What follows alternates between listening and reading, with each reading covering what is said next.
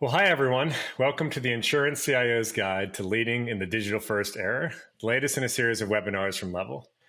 My name is David Anteline. I'm a managing director here at Levvel with responsibility for a number of industry verticals, including the insurance sector. I'm excited to have two very accomplished guests on to help navigate the topic of where things are headed and how individuals in leading technology roles can best prepare for this new world. Before I introduce those guests, if you're unfamiliar with Levvel, we're a strategy and technology consulting firm that specializes in a number of industries, including financial services and payments, transportation and logistics, media and entertainment, health tech, and of course, today we'll be focusing on our insurance space. Our work with insurance has included some of the world's largest providers, as well as up-and-comers within the insured tech world, helping those companies to chart a course in the areas of legacy modernization, customer experience, and data-driven digital products. Conversations like this are great opportunities for us to pass along what we've seen and heard, and also give us a chance to invite some friends along to join. With that, I'm excited to welcome our guest today.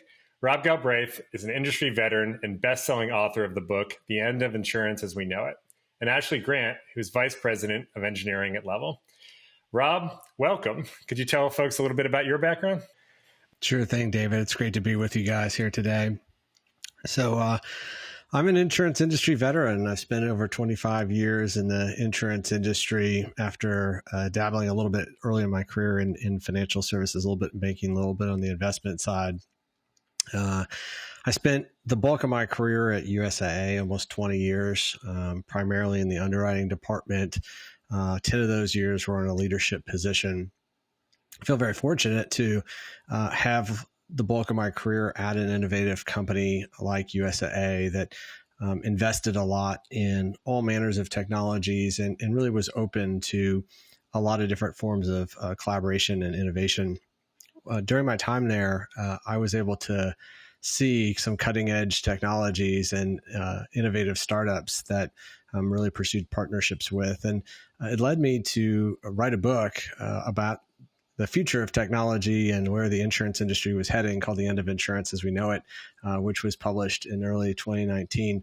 Lots changed in those 2 years, but quite frankly, a lot of the same trends I identified then have really just been accelerated over the past couple of years. So looking forward to getting into the conversation today. We are excited to have you and love what you bring to this conversation and some of the insights that we know you've been able to pick up on.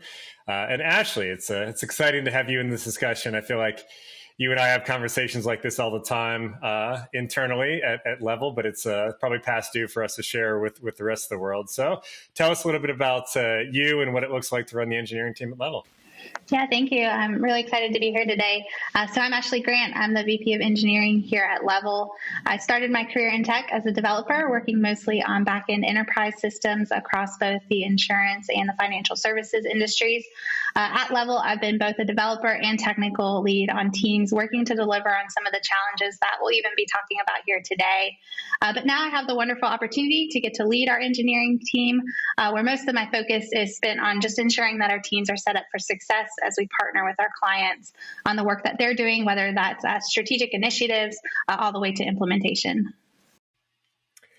Thanks, Ashley. This is going to be fun. Before we get rolling, a couple of housekeeping items. So first of all, be sure to use the Q&A chat window to type in any questions you have while you're watching. Anything that goes unanswered during the live broadcast, we'll address individually via email, but we will try to get to a bunch of those at the end of this session.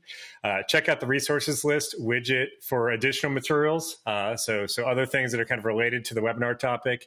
And if you have technical difficulty, try refreshing your browser or click on the help widget for a bit more. And if you've got general questions, please email us at hello@levvel.io. So with that, let's talk a little bit about today's agenda. So we want to focus this conversation on challenges and opportunities that are faced by today's technology groups within insurance organizations. Specifically, we'll start by looking at some of the key themes that are driving most of the attention and the investment that we see in the market today. We then want to talk a little bit about the way in which insurers are choosing to address those areas. We know they vary, but there are some valuable approaches and lessons learned around how to organize teams, develop solutions, and deliver through collaboration that we definitely want to touch on. And finally, we'll talk about common digital traits from those leading the way. What is it that sets them apart from the crowd? We'll wrap up by answering some questions submitted by our live participants. So like I said, definitely feel free to send those along as we go. And as a reminder, if you're watching this on demand, you can still hit us up with the questions, and we'll be happy to answer those via email. So with that, let's go ahead and get started. So the first thing we want to jump into is the topic of where insurers are focused today.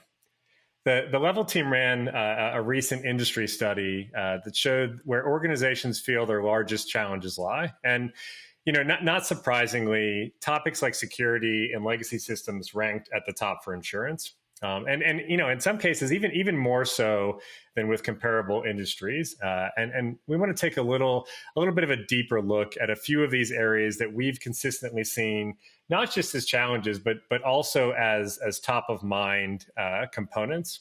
And Ashley, I want to start with the topic of security. So, we know from research that the closer to customer a change hits, the larger the potential there is for impactful slowdowns, let's call them. So, what are organizations doing to ensure that security requirements and governance don't slow down their ability to launch products and services effectively? Yeah, we're seeing more and more that organizations are really rethinking where security lives and the role that it plays. In the past, it typically has lived in kind of a siloed team and would really only be engaged often when it was too late. But organizations are really looking at security and the teams that own those security requirements and governance, and no longer pushing them off in the corner to be forgotten about. And maybe they engage when it comes to kind of we're ready to release and push something out the door, but rather really building them in as part of the SDLC, even building those security checks into the automated pipelines and engaging these groups in the conversations earlier so that they then aren't delayed on the other end when they're ready to launch. No, those are some great examples. And Rob, these topics aren't new to the industry, right? Security, governance. This is core stuff to insurance, obviously. But some of those items that Ashley laid out, they do represent new challenges. What do you see as some of the necessary steps popping up for folks that are on the front lines? I think there's a few trends, and you're right. These concerns have been around for a long time, but I feel like they've just been really accelerated over the past 5 years. So there's a couple of reasons for that. Number one, it used to be in the past that insurance companies had really large core systems, and quite frankly, they were pretty siloed, right? They'd be on-prem installations and building connections so that systems were to talk to each other, interact with each other. That was very intentional, very labor-intensive effort, and a lot of those now are pivoting towards kind of a platform ecosystem approach, similar to, iPhone or Android and apps. And that is the path for innovation. You don't have the smartest people all at your company, surprise, surprise. And there's a lot of wonderful people out there doing amazing work, both companies that have traditionally sold into the insurance sector and then, of course, insurtech startups. But bringing on some of the value propositions that business leaders and others identify, security is going to be of top concern. At the same time, the threat, right, has never been greater. There's a whole lot of actors out there, and really the nature of the threat has changed. You've got state-sponsored hacking now. You've seen an increase in all the ransomware, so it's really become profitable, and it's just an area that will continue to be of major concern. We see the reputational and true financial impacts of breaches, and so to Ashley's point, my experience is that the security teams, quite frankly, would be somewhat behind the scenes to different business departments and business entities in the past. It was almost a last step in the process, or a latter step, where it was like, oh, let's just get this through our security team and then we're good to go. Now those conversations are happening up front. So whenever you're thinking about something, going through an IT security governance process is almost a prelude before having meaningful or deep conversations with any potential partner, because you want that good housekeeping seal of approval before you get too far along in the process. I think that's a great call out as to, kind of where some of this stuff has shifted, not just in terms of, where it sits in the organization, but to your point, Rob, where it lives in the process sometimes, right? And what organizations have had to do to really make sure that it's front and center enough to be, to be measured and sort of, evaluated at the right time to not end up in a tough spot. And, I think one of the areas where we see that, kind of where we see the other side of this, which is, well, what's the impact to the end customer, is in this topic of personalization. It's no secret across any insurance organization that there's a need to better understand customer expectations, and that is critical to success. So, Rob, when you think about how customer expectations around custom product offerings has changed, like how has that changed the way that IT is asked to deliver solutions? Yeah, well, there's been a lot going on kind of in this area, and it is actually relatively new, I would argue, in the insurance industry itself.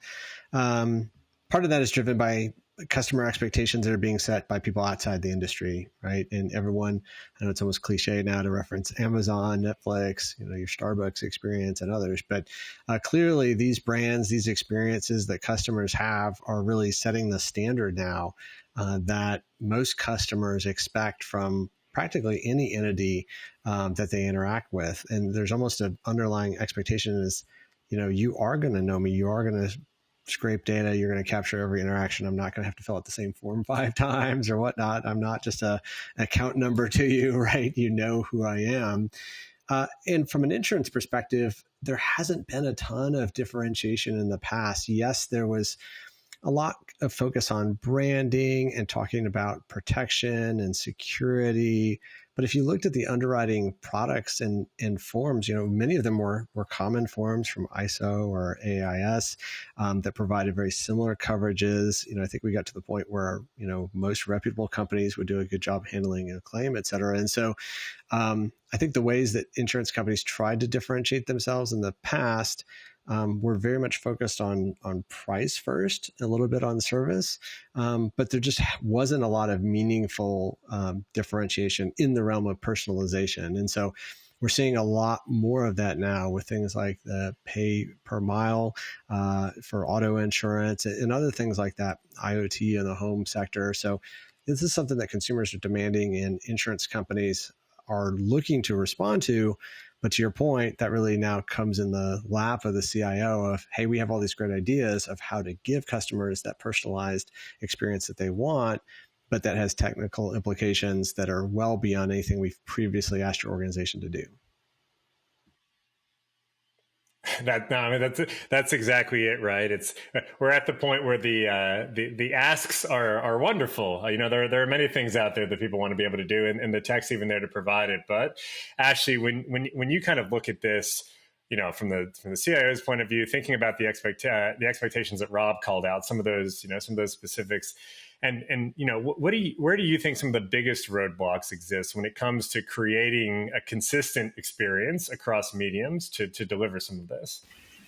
Yeah, customers have high expectations these days for fast and on-demand service. They want it when they want it and where they are, and that definitely puts new burdens on IT to deliver it. We have to deliver those incredibly fast experiences, ensure uptime, consistency in that personalization piece. But as Rob mentioned already, there's a lot of legacy systems at play in the industry. It's hard for organizations to lift and shift toward new infrastructure and modern technologies. And when we talk about the speed component of customer expectations, this can oftentimes be a blocker to that. Also, in regards to data, we find a lot of organizations have data, but it's not stored in a way that's easily accessible or even structured in a way that's actually useful. I've talked to a decent number of technology leaders where they say they often don't have access to the type of customer data that traditionally may live on the marketing side of the house. And then that further limits their ability to build those personalized experiences if their access is limited, or they even have to jump through hoops to get it. Or maybe they don't even know that the data exists. It really limits their ability to actually deliver. No, I think those are some great call outs around, just the call it the complexities of this, but certainly just the things that need to be considered, and frankly, why this stuff can sometimes feel a bit overwhelming, right? Is that there are a lot of components, even when the end solution seems so obvious to the end customer, right? Just why can't I just have this thing? I know it exists, and I wish I had it. Give it to me yesterday, kind of thing. And I think as we talk through, we talk about something like security that's underlying and necessary.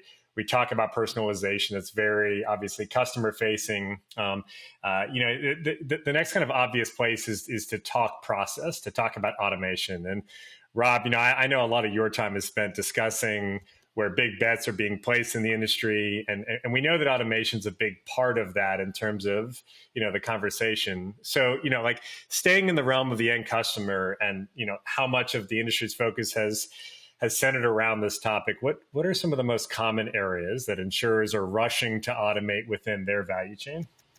Yeah, David, we could probably spend a whole podcast on this topic. I'm sure that we'll be saying that about several of the topics that we'll touch on today. But just to share a few thoughts on this automation topic.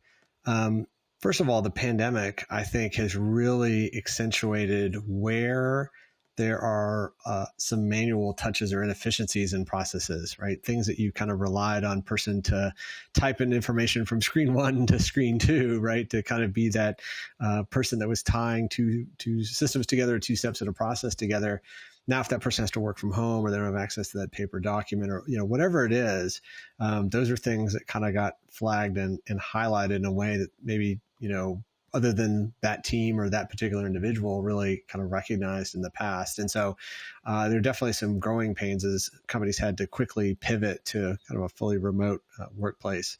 At the same time, the other part is insurance expense ratios are about 30%. So that means 30 cents on every dollar that's paid in premium goes to paying expenses. And I often compare this to the credit card industry, which has the major credit card providers, large banks. They have fraud, they have regulations. They have some of the same challenges that we have in insurance, yet every time you swipe your credit card, you only get charged about 3% in expenses. So that means insurance is about a 10x more than the credit card industry. Now, I would argue there's some reasons for that. Insurance is more complex, but I don't know that it needs to cost 10x more. And so part of that is the area of opportunity for automation. What are some things that are not necessarily customer facing that could be automated? We know the industry is graying, so we have a lot of people with tacit knowledge that are leaving the industry after 30, 40 years.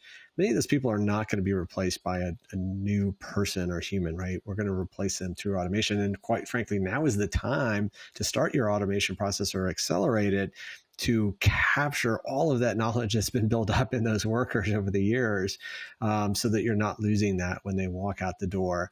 And finally, I would make the point that when we talk about customer experience, oftentimes it's really the agent or broker, the carrier, and the customer, and those 3 parties really form the insurance contract. But if you think about it, there's tens, if not hundreds, of parties that could potentially be involved in an insurance transaction.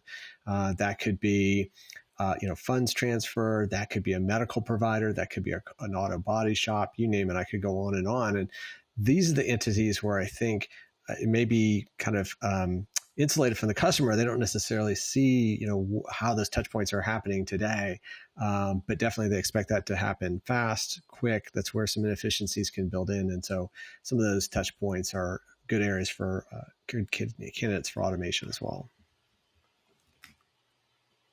No, that's great advice. So often, when we're involved with our customers, it comes down to that process question, right? It comes down to visibility across the value stream.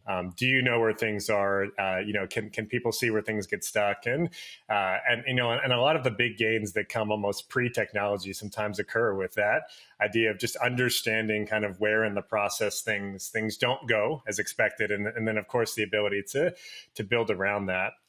Ashley, as a CIO, I mean, the challenge is obviously to turn some of these bets into reality, right? Rob touched on a bunch of good stuff, some of which kind of sits on the back end that takes care of some of the industry challenges that are bigger picture. Obviously, there are some other things that are maybe more value driven that are transactional. Like when as a CIO, when you're deciding when to automate, how do you make that choice between, call it failing fast or looking at quick value, and optimizing first and trying to get the value train right to start? Yeah, it's a good question. When it comes to making those decisions, it's really important to do that cost benefit analysis and really dig in to understand what the value proposition really is and the return on investment. This is actually often an area we find that technology leaders are engaging our teams early in their discovery process to help them make those decisions on when and where to automate, and then building out those roadmaps to get there. Specifically on tooling, though, technology leaders can also go down the path of finding integration partners that may even offer some type of automated assessment bots. Some integration partners are offering these now that can really help CIOs better understand and identify these use cases within their current system for where automation can happen and where those opportunities for. And on the how side, leaders have to find a way to drive that business value and oftentimes minimize disruption to all the other systems that they're having to maintain. But sometimes that disruption is unavoidable. But that's the decision and the trade-offs that CIOs have to really think through. And a lot of it comes down to prioritization. Absolutely. And speaking of prioritization, one of the things that we've seen, with insurance in particular, is that you've got organizations that are operating in a fairly fragmented state on the infrastructure side of the house. Ashley, I think when we've done some of our research and you look at where different industries lie and you see the amount of fragmentation infrastructure wise, we know that this can lead to frustration for the IT department. They're getting pressure on different sides to move to the cloud or not move to the cloud, and what does that look like? And the CIO in particular can sometimes be put in some tough situations. So even though there is this outside assumption maybe that everyone's just moving everything to the cloud, what's really happening within the department? Yeah, I think while we're seeing greater adoption across a variety of industries of moving to the cloud. But as we've already mentioned, there's a lot of legacy systems at play here, a lot of complex environments, core systems that might have constraints in keeping them from moving to the cloud, whether that's a security thing, a vendor thing, whatever it is. It's hard for insurance companies to make that shift, oftentimes just due to that legacy tech. Even in a company that has accepted kind of that's the path that they need to walk down, it's not always an easy one, and even one that requires a decent amount of investment to do so. So what we're seeing is more of that hybrid approach. Technology leaders are having to make those tough decisions on what goes to the cloud, what doesn't, based on a number of factors. And typically some type of interface or single point of entry will be built on top of those things. And then the system decides under the hood kind of the path it takes, whether it's going to a cloud service or an on-prem service for execution. That makes a lot of sense, and yeah, I think that challenge of allowing product owners and some other folks to be able to sort of provide their information, but to have the system, right, to have the platform really help them make those decisions is a really powerful tool that we've seen with some of our customers. Rob, from the business and product side of this, this topic of cloud comes up so often, and Ashley talks a little bit about some of the decisions that have to be made within the IT department to figure this out. But how much of where this stuff lives and where it goes, how much of this really matters to somebody that's kind of on the product side? Is there a better way to describe kind of the modernizing of infrastructure that's taken by successful insurers?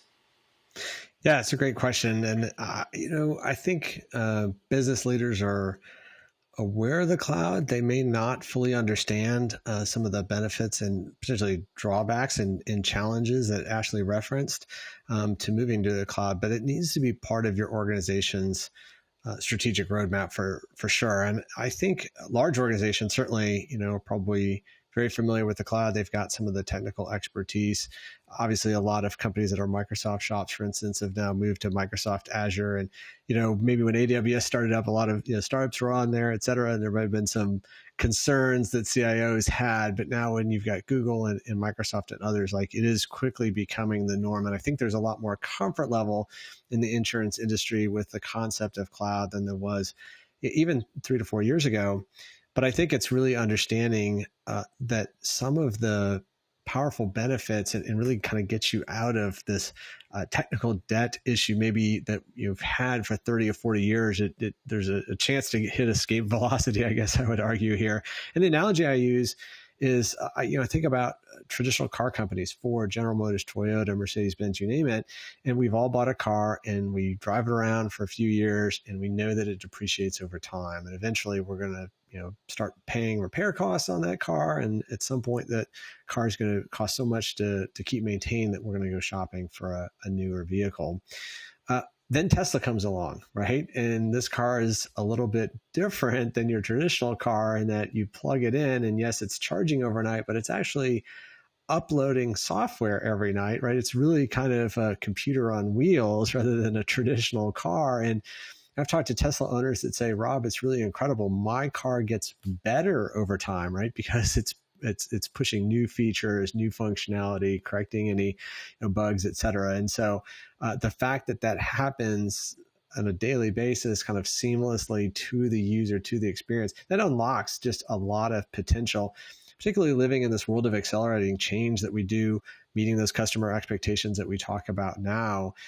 You're just going to be able to innovate at the speed that customers are demanding it much more readily in a cloud environment than you have in your traditional on-prem.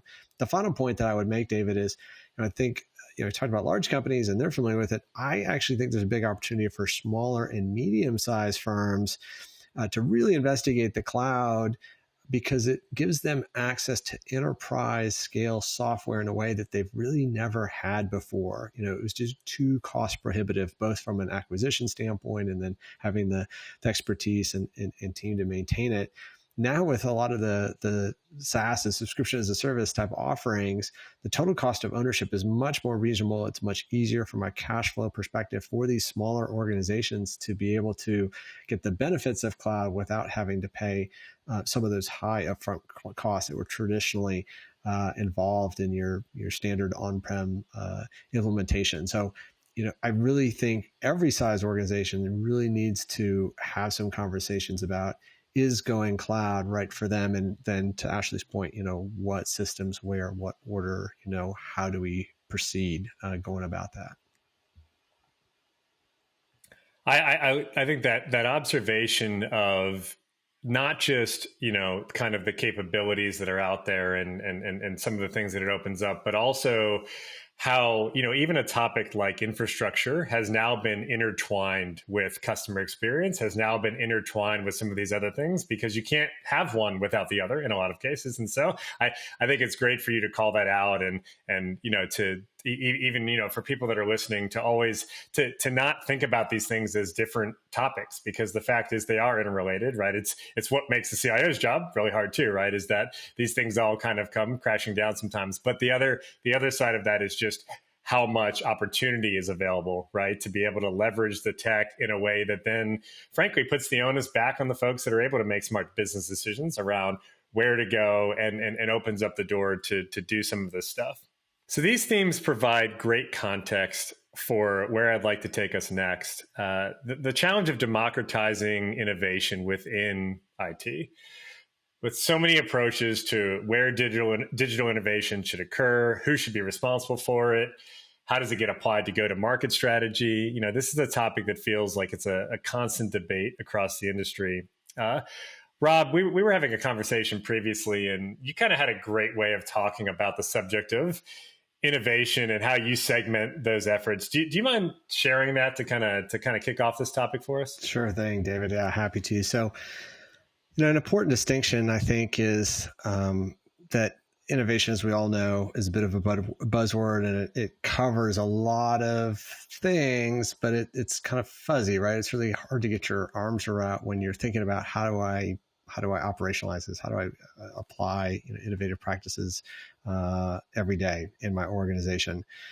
So one big distinction I make is what I call offensive innovation versus defensive innovation. And pardon the use of a sports analogy here, but think about a football team, right? You've got people that are really focused on scoring, right, on the offensive side, trying to get better, right, get a leg up on the competition. And then you've got this defensive innovation side, which is trying to prevent the competition from scoring, right, or from getting ahead. And so if you think about, what's the difference between defensive innovation and offensive innovation? Let me start on the defensive side. So the defensive side tends to be a lot of the process improvement type things, a lot of some of the automation that we talked about before, some of the efficiencies that we talked about before, some of those core systems modernizations, or keeping up on my modernization efforts because I don't want to keep having, dealing with my IBM mainframe from the 1970s, et cetera. These are all necessary things that your organization should be pursuing, but guess what? They're also what your competitors are pursuing as well at the same time. And so, yes, it's a lot of time. Yes, it's a lot of money invested in you. It's kind of table stakes. You kind of have to spend that money and spend that time and investment so that you don't fall behind, right? So your competitors don't get a leg up on you. Those efforts, however, tend to also be easier to see, easier to accurately quantify the benefits for and forecast and project out, what's this going to get us for making this investment? The cause and effect is a little bit clearer. You understand the problem a lot more. And so I think in addition to just knowing that, right, this is something that our organization needs to do, you should view those efforts as the way to fund, the way to recoup your investment, hopefully earn some money that you can start investing on the offensive innovation side. And this is the part where you're trying to get a leg up on the competition. And so you're going to be going maybe for a bigger bet, a product innovation or a new feature or service that your competitors don't have that would set you apart from them. The type of thing that a lot of people like to talk about. It usually runs into a lot of challenges. You may or may not be successful, and certainly you'll go on quite the journey along the way. You'll probably have some obstacles that you've got to overcome. But if you're successful, are really going to set you apart from the competition. And not all those bets may pay off, but if a few of them pay off, it's really going to kind of set you apart and set you up for long-term success. And so thinking about, how much do we have in that defensive innovation category versus how much we have in the offensive innovation category, making sure you have the right mix between the two is critically important. So one of the things I really like about that setup, Rob, is that I think it maps to what we're seeing, out there in the wild, right? And that is that, a lot of the most successful organizations, it's the defensive side of that sometimes gets lost in the shuffle, right? It's the idea that can be viewed as innovation. And some of the most successful organizations that we're seeing actually take the opportunity to innovate in those defensive positions. And to your point, sometimes for the purpose of funding what happens next. And so actually, it's as innovation isn't just limited to, personalization or major data initiatives, right? What are some traditional BAU areas where insurers are pushing to innovate? Yeah, at the end of the day, IT is accountable for really keeping the lights on. Software needs to be developed, it needs to be released, and it needs to be maintained. It doesn't really matter if we're talking about doing these things against a legacy system or as part of a new initiative. Like, yes, the details matter, but the processes still need to happen. In these business as usual processes, it's important to find ways to be innovative because, as we've said, that's what's going to really enable you down the road when you want to do those big picture items that have that bigger impact and wow factor. I think a great example and really practical example of how we've seen organizations do this is how they adopted DevOps, the culture around it, and continuous delivery. Building automation just into how code gets built and deployed has proven to provide a lot of value, which can save time and resources while also eliminating human error throughout the process. Even making changes to tech stacks can help take the advantage of modern technologies, which can then have an impact on those experiences that we spoke about earlier. But a lot of times technology leaders, they go straight to thinking about the tech bits of it. But the reality is that even in how you structure your teams can have an impact on your ability to deliver in a quick and effective way. as well as what your web of internal dependencies may look like, which also is tied directly to software complexity, which then can also have that impact, whether positive or negative, on speed of delivery, consistency, uptimes, and experiences as well. No, that's great. And I love that you called out kind of that team and culture side of it too, because so often, right, that's where the wheels start to fall off a little bit, right? Even as things kind of get set up. And, when we kind of take a look at this, back to the study that we did around challenges and where people are spending time, the truth is, and Rob alluded to this as well, the truth is that IT departments are still spending time on a lot of this BAU kind of keeping the lights on stuff. And so, you have to look for opportunities to get better in these areas, to innovate in these areas, to really make those impacts that drive what happens next.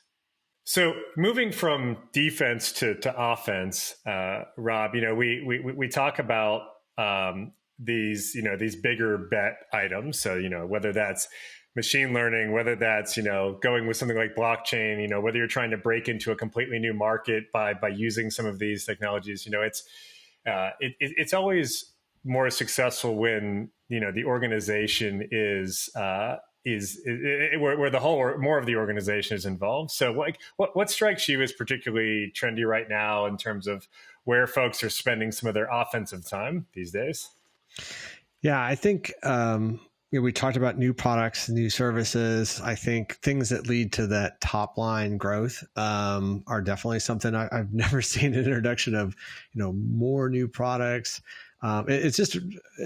It's exciting. It's really unusual. It's hard to really stress that from the insurance industry that we've had a very, very similar product suite for decades. And so this ability to relatively quickly be able to deploy new specialty custom type products in the marketplace is really a sea change. And I think it's almost because so many folks are pursuing that strategy and have been successful. It's easy to kind of lose sight of, hey, this is somewhat new and novel to our industry because we've been dealing with the same product suite for many, many not just years, but decades. The other part, again, is kind of this idea of helping to reduce losses or prevent losses. There's a lot of work around that. I think it's still early stages. I don't know that anyone has been able to point to some of their efforts to tie back directly to savings on that front, but certainly I think kind of a long-term bet of and really, quite frankly, changing the paradigm of insurance from just being, hey, we'll keep cashing your premium checks every month, and we'll be here to answer the phone when you do have that need, that accident, very reactive type model, to being more of this partner, this proactive model. You see it in some of the, I would say, gamification where based on how you're driving, your premium is going to be adjusted month to month, for instance. Like that's just a new way, and frankly, a different mindset that many of us have from our insurance companies.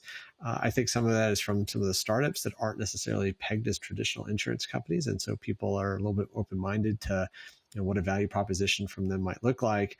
And then some of it, again, is really the insurance companies trying to message and to provide some of these experiences that we talked about. The final thing that I'll mention is the use of data. And it's kind of funny, we were talking previously about the idea of traditional companies versus startups, and how startups are really jealous of some of these traditional insurance companies because they possess so much data. But as Ashley referred to, that can be a blessing and a curse. Yes, it's certainly an advantage over not having any data. But if you've got to store it, you've got to wrangle it, you've got to manage it. It's living in disparate systems that don't talk to each other. And, you've spent maybe years, if not decades, on, data warehousing efforts and building data lakes and whatnot. It's certainly a challenge to a lot of companies. And by the way, most of the data that companies are using are just the structured data, the fielded data that might come on an application form. It's not necessarily the images, the videos, the handwritten notes from a medical provider or things like that, or a claims adjuster that might be 80% of actually the data that an insurance company has. Most of that's been kind of locked away until recently. And so some of these technologies like AI, ML that you talked about are now allowing companies to make use of this data in a way that they've never been able to get before. So delivering new insights and new customer experiences. Very exciting.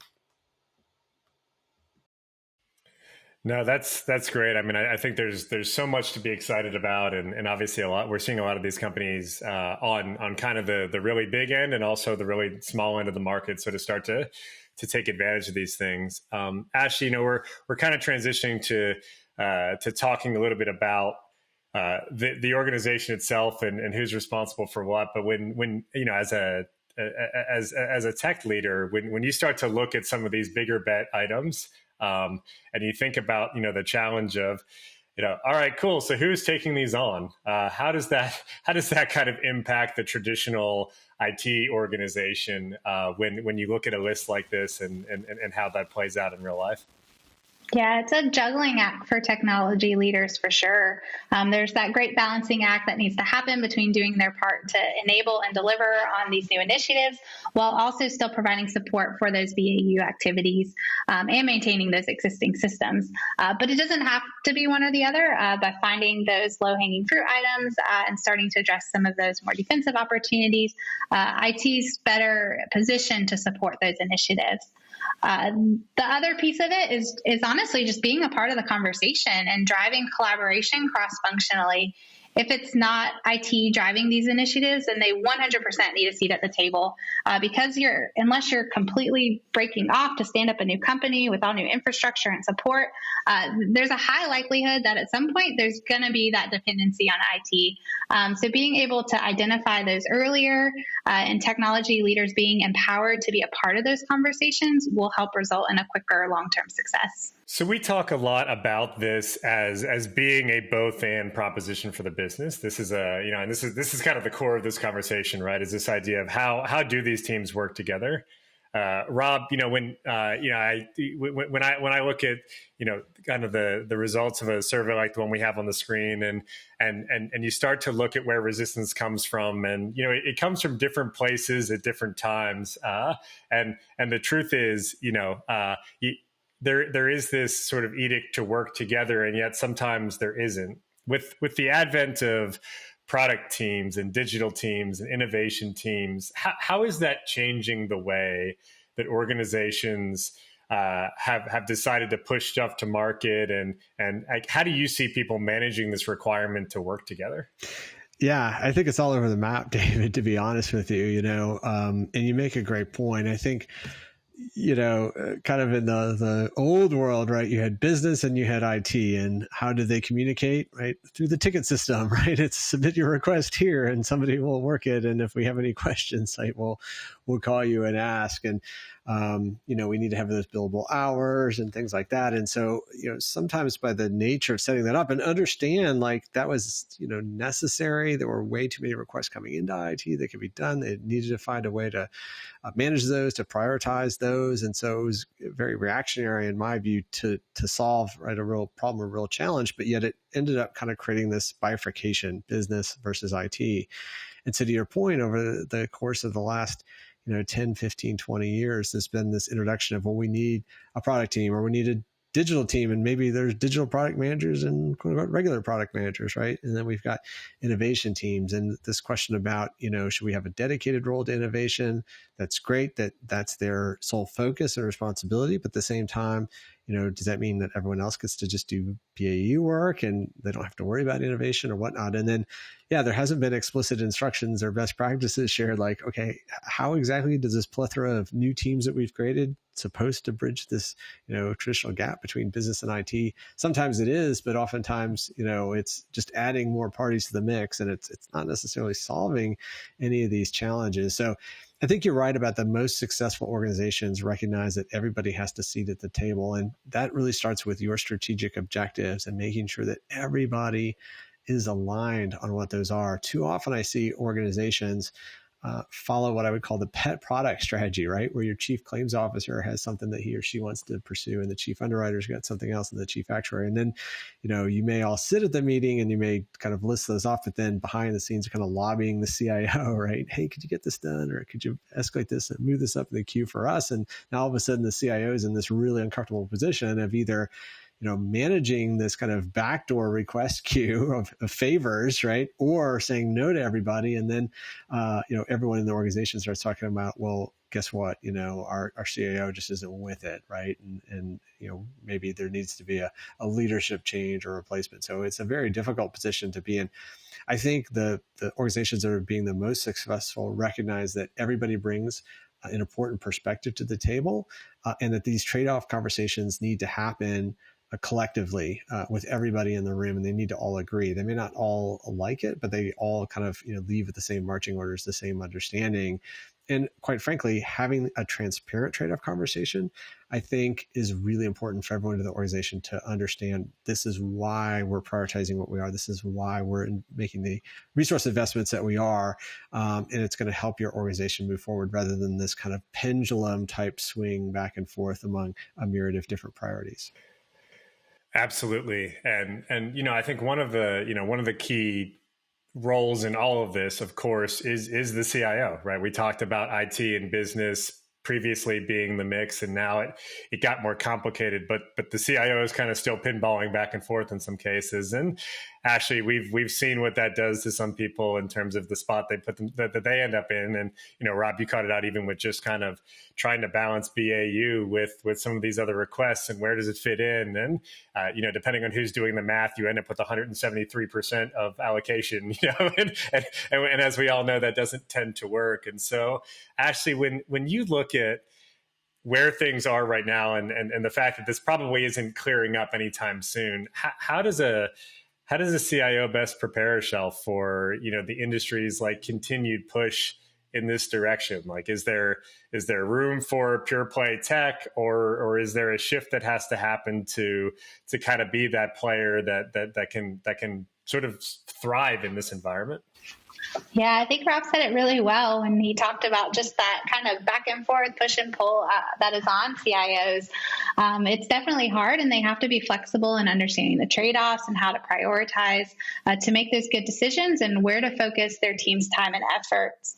There's also a component of this too, where they have to keep in mind that there's an entire team looking to them for direction and vision. If they're kind of all over the place and bouncing between those different requests, and there's not that organizational alignment, it can send a bit of a mixed message to the team and have an impact on their efficiency, effectiveness, and even morale.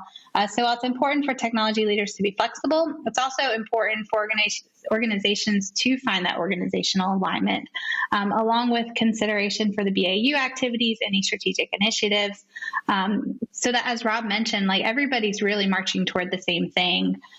I truly believe, though, that CIOs are really in the best position to provide perspective to how these various requests and demands have a more holistic impact. And they can even help other business leaders understand how their requests might introduce risk in other areas of the business. We see too often that business leaders who may be kind of siloed in their own area, they might ask for something, but they don't really realize that it impacts this other person kind of over here. And they think their request is small, but really it has a really big impact. So again, it's about that collaboration and CIOs feeling empowered to be that voice at the table as business leaders work together to understand priorities across the organization. Thanks, Ashley. I think that's great advice. So let's move the conversation to what this starts to look like when it all comes together. So first and foremost, it comes down to the customer. We talk about retention, market penetration, net promoter score, claims and underwriting efficiency. None of these metrics are new to the industry, but as we've talked a little bit about, the approaches that are used by today's top performers to achieve actual improvement in these areas have started to take shape, and we've seen a bit about what this starts to look like with companies that really do it well. So one of the main areas that we see of industry leading insurers that are really doing a lot of the things that we've been talking about is that they consistently hit the mark on customer experience. And from research that we've done and folks that we've talked to, it's clear that there's actually a pretty wide gap in how customers actually view their insurance companies across various types of insurance, and a lot of that just has to do to not just whether these organizations are focused on CX, but frankly, how good of a job they're doing at implementing it, and are they actually well positioned to do it? And we've talked about that. So I think, when we look at this and you start to talk about design theory or using something like jobs to be done to properly position how you view the customer, Rob, how does an insurer look at, whether it's a framework like jobs to be done or it's just kind of this customer first viewpoint, but for these folks that are really killing it, they're doing it well. What does it look like? How do they go about, I should say, better understanding the insured's needs to do this in the right way? I think the place you got to start is going beyond what I would say is a product focus into a customer focus. And too often in years past, I've been part of conversations about, what order do we sell our products in, right? So if they buy the auto insurance, then, we'll try to figure out, do they rent or do they own? Because then that means I can sell them a renters or homeowners, right? If they get on the property side first, and, if I get renters first, maybe I should sell them auto. But now people are saying, well, maybe it should be pet insurance, ahead of the auto, because maybe they just use scooters or whatever, right? All of that kind of conversation and looking at your product pathways and things like that, cross-selling, like that's all product focused. And so I think top insurers are the ones that are taking a step back and saying, you know what, that really isn't focused at the end of the day of the customer. That's taking an internal viewpoint, right, of what we think the customer needs are and how it aligns with our product suite that we already have out there. So you mentioned, kind of design thinking. I know top companies have, ethnographic studies where they have, anthropologists like sitting alongside customers, watching them trying to, do different tasks, different accomplishments, just seeing what their daily life looks like and recognizing that, hey, these are the challenges they currently have interacting with us as an insurance entity. Here are the jobs to be done, to your point. And, here's where some of the needs are in their life. And that might go beyond our traditional product suite that we've been thinking about, or our traditional service offerings. And so I think it's really embracing that customer mindset that might be, standing up or scaling up a customer experience team. That might be through recording phone calls and listening and doing some analytics and others. There's a lot of good work that's being done by top insurance companies in this space. But I think the biggest thing is the mindset shift from a product focus to a customer focus. Absolutely. And actually, I know we see some of the same stuff within the IT organization, certainly that mindset, but how does that sort of impact the folks that are actually building this stuff? Yeah, we're definitely seeing that shift in the customer experience, and the needs of the customer is really being that driving force for delivery. But historically, that hasn't always been the case, at least not for IT. From IT's perspective, it's been about kind of the process of, I have these requirements, I need to build this thing, I need to go do this over here, get this deployment out the door, and that's the end of it for me. I checked all my boxes. But we are seeing that shift and that mindset shift that Rob talked about. As we talk about organizations with high collaboration and cross-functional teams, we're seeing that greater success in delivering these customer experiences because we're realizing it's not just about the tech stack and the other more technical pieces. They're certainly very important, but it's also being able to shift that mindset toward the customer. We in IT need to shift the thinking to think about the why and the who when we're delivering these things. And that requires us to lean on other areas like product and our cross-functional partners to help us guide us through those journeys. We've seen a lot that when you understand the needs of the individuals that you're delivering the software for and the business value that it drives, it better enables the technical teams to then make decisions. So whether that's the tech stack, the architecture, or something else, but it really enables that better decision making through IT, ultimately leading to IT being able to deliver those experiences as they should be. Yeah, I think you both hit on this kind of key theme that that we see a lot out there, and that is you talk about an insurer being able to really establish its why in the market, right? Why do we exist? What are we trying to do? Who are we trying to do it for? And I think you've both kind of touched on this topic before, but there's such importance in being able to communicate that downward into the organization. But where the fun really starts is when you can then take that why, that impact that you want to have, think about who it is you're impacting, and start to really map, what are those outcomes for your customers that you're expecting, right? What is it that they are expecting from you as a company and effectively your product set, as it were. And yeah, for the companies that we've interacted with that are really doing a good job of it, it is just so clear to anyone you talk to in the organization that this is something that they understand. They understand why they're doing what they're doing. So I love that you guys both kind of hit on that from different angles. The last thing we want to touch on, and this still hits into this category of, what are we seeing from the industry leaders? And, if customer experience is one part of that, then being data first is the other part of this equation. We see this proliferation of data scientists within organizations and next gen techs to support them. So, Rob, when you look at CIOs sort of properly harnessing business value of these resources, right? So we talk about data first. We've got all these tools. How do CIOs actually harness all this stuff into something that's actually useful and that provides real business value at the end of the day? David, we were talking previously about what separates insurance companies from other industries. And go back to the auto industry for a minute. We talked about traditional auto insurers versus a startup like a Tesla. To compete, they've got to invest $1 billion in physical capital, right? They build these gigafactories to build the batteries, to build the cars. You've got global supply chains that are all over the world. One of the major news items was the stranding of a ship in the middle of the Suez Canal for a week that kind of, they dredged the canal, and it was this huge backup of all these ships, and it kind of has this, global impact on the economy. Well, fortunately, in the insurance industry, we don't have a lot of that investment in physical capital or global supply chains. It really is, kind of bits on the computer in a lot of ways. And even though our industry is, over 300 years old, it's actually a perfect industry, I think, for our digital age. Having said that, how do insurers compete? How do they differentiate themselves? In my mind, there's really two ways. And the first is through algorithms. Part of having, the best pricing, the best underwriting, the best claims is going to have both, the best data, and then being able to use that data in the most efficient way.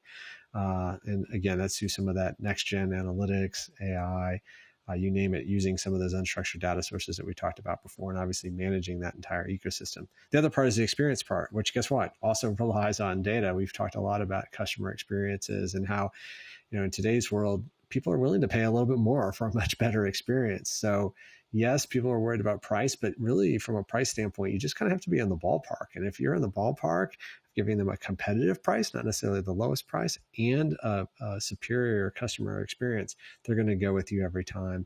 And so understanding that data is really the lifeblood of your company, your organization, it's what's going to kind of set you apart or sink you.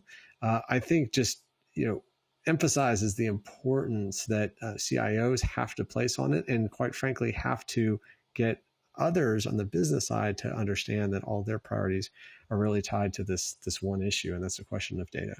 No, that's fantastic. Ashley, anything else that you're kind of that you're seeing from these companies that are, especially with an eye towards CX, but that are leveraging data, actionable data in a way that really works to accomplish some of those things? Is there anything else you're seeing from people out there?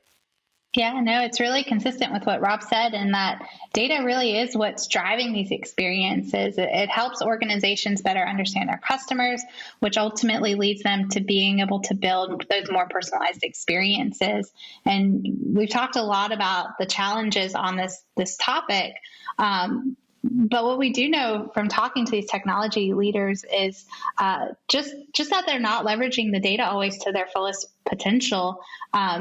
And their ability to deliver on all the things that we've talked about from a customer experience and personalization perspective really does start with that data. The organizations that are seeing more gains in this area are bringing in data scientists. They're building that analytics strategy so they can better drive those customer insights and experiences. And the organizations that are making that investment are more often seeing those quicker successes than their counterparts are that aren't quite there yet. Fantastic. Well, I know we can talk about all of these things for days and days and days, and some of us actually do talk about these things for days and days. But for the purpose of this, we'll wrap for our listeners. And I think that before we completely wrap, there are definitely a couple of topics that want to make sure we recap and kind of pull together as final thoughts. So there's some key takeaways that we want to make sure that that get across from this conversation, and these are all things that we've been talking about really for this entire discussion. And the first is that high value areas of impact have never been more clear. And you throughout this discussion, you might say, well, actually, clarity is not something I'm hearing. I'm hearing about lack of clarity, and I'm hearing about a lot of complication. And that's true, right? These are the challenges that people are facing, and it's why none of this stuff is just snap your fingers and it exists. However, I think when you start to look at the areas of impact, the places where you can see value quickly, Rob touched on, even for smaller organizations and opportunities to catch up, and for larger organizations, it's leveraging data, all of these things, right? It's there are some very clear paths to winning in these areas, and the organizations that are doing a good job, they're finding these paths, they're identifying them, right? And that kind of leads to the second point, which is, the organizations that are going to do well are the ones that can harness their strength in addressing these areas. And it's not just a matter of volume, right? It's not just a matter of saying, okay, we'll throw more people at it, or we'll throw more work streams at it. It's also about working together, as we've talked about. Across the organization, and kind of getting that 1 + 1 = 3 element out of your teams, so that you can really start to do this stuff in a way that's not just kind of checking the box on, okay, yes, we now have this product or this capability, but that you've done it in a way that is relevant to your organization, and most importantly, relevant to your customers. And I think the final point is to bring the focus back to the CIO role. And like we talked a lot about today, we expect to see this continual shift from this role of sort of siloed order taker back in the business IT days, where it was really just a one-way conversation between two parties, to something that's much more of a master collaborator or culture setter, right? It's sort of being in the middle of all this activity, and it's not just activity for the sake of activity, but this is what is driving the business forward. And so we see that role as not diminishing in any way, but actually taking a turn for being more important to the business, and really having a key role to play as some of these trends continue. So I'd like to thank Ashley and Rob for their time. We definitely want to jump into some Q&A. But for both of you, bringing your insight into that conversation, coming at it from a couple of different angles, really been helpful to hear your takes on some of the things that we talked about. All right, so now we're going to jump into a little bit of Q&A and answer a few questions that came in during the live webinar. And again, for those of you that had questions, maybe watching this on demand, feel free to submit those, and we'll get to both any that we don't cover and any that come in after the fact via email. So the first question, this is actually a good one, and one that I didn't really think about, but I can't believe that, since I think we're all thinking about this topic, and that is, how has COVID impacted the innovation curve on some of the topics that you're discussing? So Rob, I'll send this one your way. Yeah, I think that's the question that seems to pop up everywhere I go. So it's completely understandable. Nobody could have predicted, right, at the beginning of 2020 that the pandemic would have such a major impact on our lives. So whatever strategic objectives you guys started out with at the beginning of 2020, I can only imagine how they might have had to be adjusted and adapted throughout the year. And obviously coming into 2021, I would say, things are looking up. I think there's a lot of excitement, but certainly we're not going to go back to our pre-pandemic world. There's going to be some kind of mix, right, afterward. So I think what I've heard over and over is really just that the pandemic has accelerated some trends that were already there, and really kind of shined a light on which companies are more engaged digitally and more enabled digitally than those that were still relying on people coming to the office, people touching paper forms,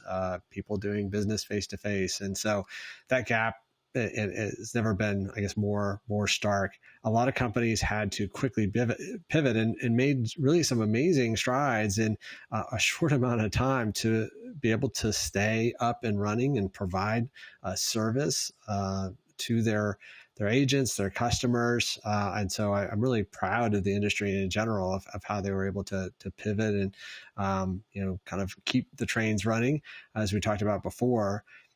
I also think, though, that the companies that were already in a good position, yes, they had to do some of that scrambling too, but after a month or two, they were able to say, hey, how can we take advantage of this opportunity, this new environment that we're in, and really let's put the pedal to the metal a little bit and let's accelerate, let's double down on our strategy, because it seems to be working. It's put us in a good place that we've been able to respond quickly, and it's kind of validated the work that we've put in there. Whereas I think a lot of other companies that didn't maybe make that investment were really struggling the entire year of just to keep things going, keep things moving, keep putting one foot in front of the other.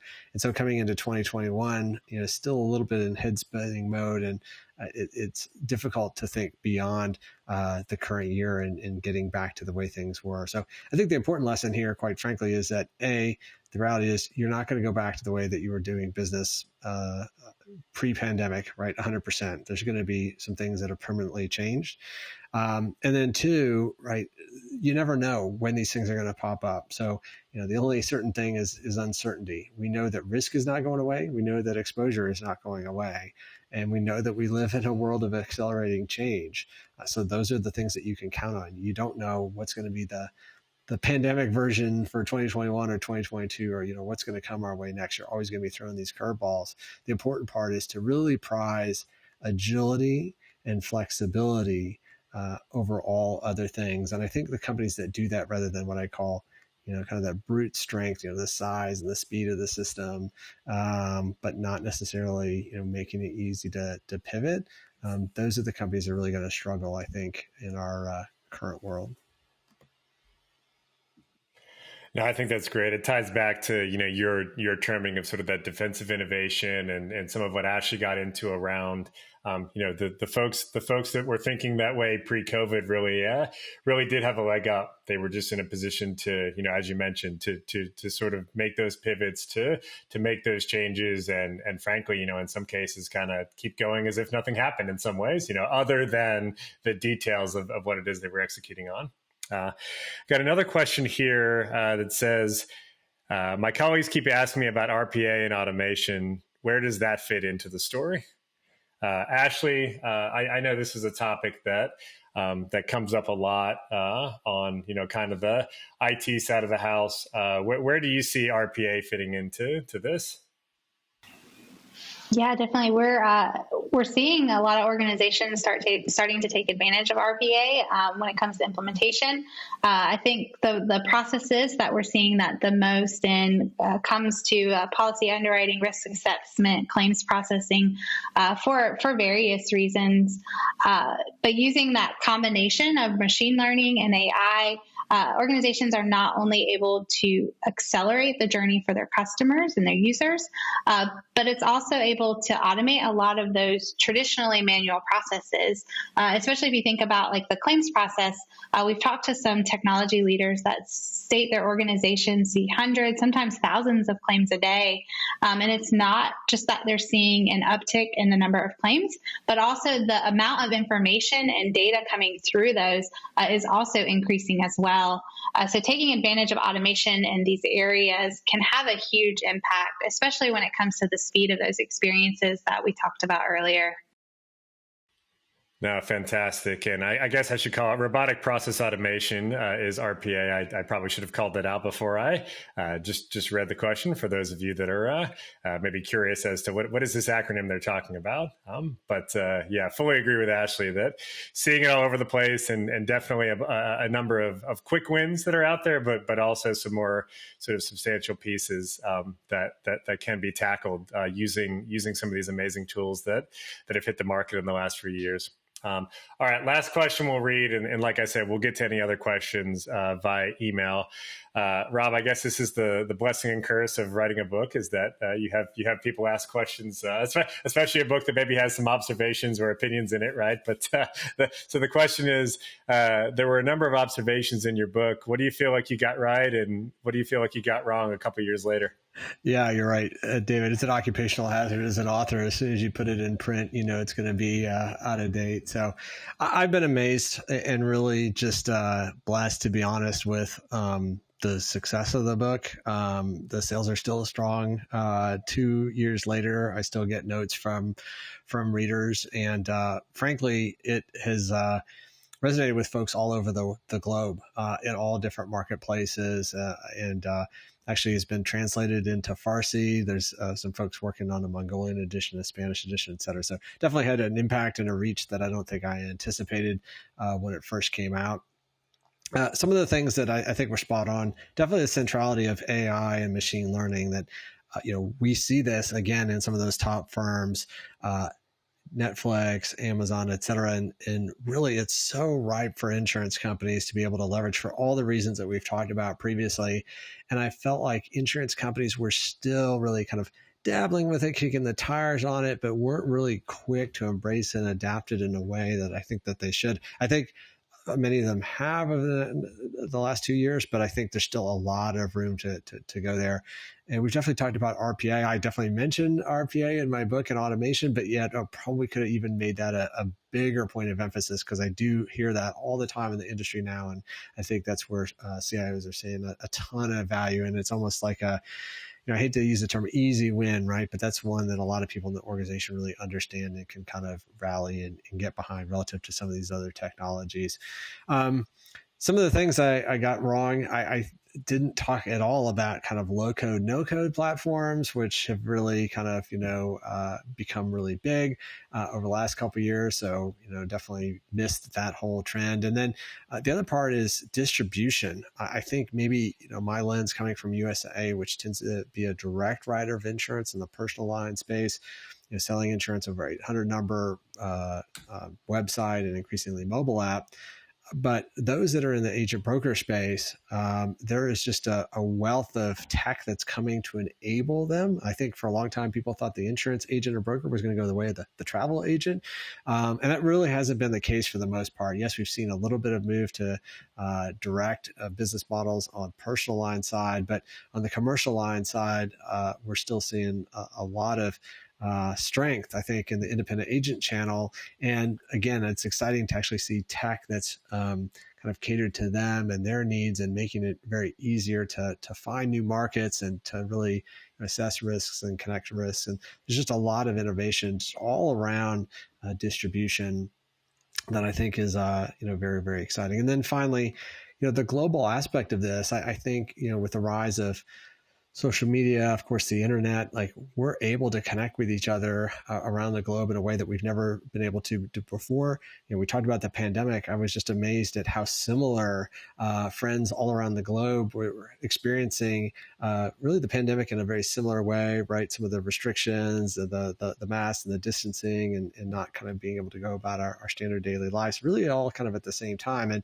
And that opens up possibilities to share quite a bit across country borders about, what are you seeing in this space? How do you handle this challenge and whatnot? And I think through some of that outreach and collaboration, new ideas, new ways of thinking, we're getting a little bit more to an insurance hive mind, I guess I would say. And so don't mention any of that in the book, but that's an exciting development that I've noticed over the last 2 years that didn't really anticipate. And it's been, I think, a good outgrowth of the pressures that we've seen with the pandemic.